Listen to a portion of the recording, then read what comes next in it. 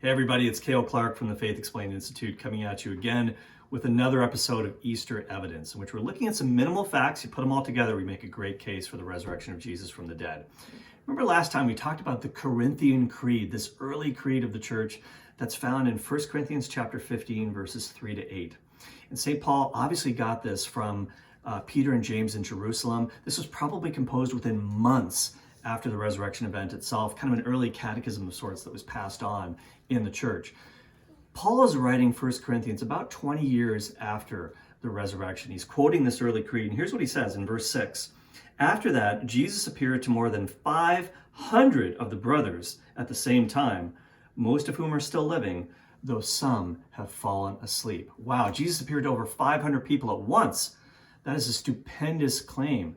What's the evidence for this? Well, first of all, we have to know that this creed, again, is very, very early. It's dated to within months of the resurrection event itself. So way, way, way too early for any legendary accretions to creep into this, okay? In the ancient world, this is the equivalent of a newsflash. The second thing is that eyewitnesses are huge here. And St. Paul says this, you can actually interview these people. He said most of these people who saw this, who were at this event, they're still out there. They're still walking around. You can track them down and talk to them about this if you so choose. I don't think he would have said that unless he knew for a fact that that was the case. And then the third thing is this appearance to the 500 helps put to rest the objection that the resurrection appearances were mere hallucinations on the part of the disciples. Folks, we'll have much more to say about this in another video, but let me just make this point. Hallucinations can't be shared. If you think you've seen Barney the dinosaur floating, above your bed or something like that, you can't share that with anybody else.